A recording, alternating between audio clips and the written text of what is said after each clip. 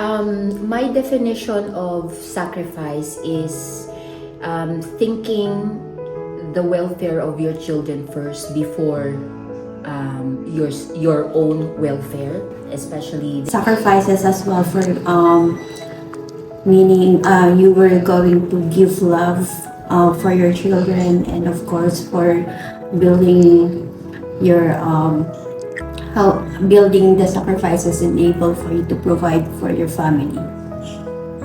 Yung sakripisyo is you're not thinking for yourself na. It's you're thinking na sa ibang tao. Lalo na kung tungkol nito sa anak Because mo. every mother And will do anything for their children. sacrifice by giving all that I can give to my son.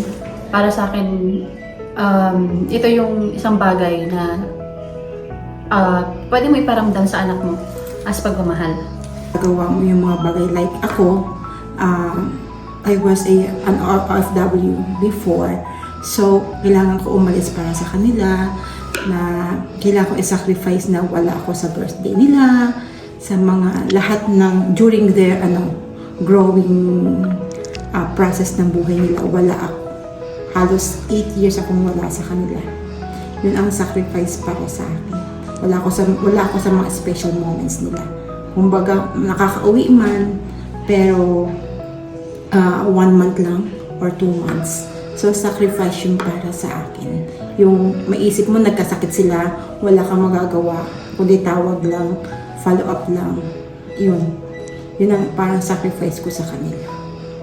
I will define sacrifice if you will put your child or children happiness before you. I think I would define sacrifice as putting others' needs before yours. I think very innate sa mga mothers to prioritize their family over themselves. Big word.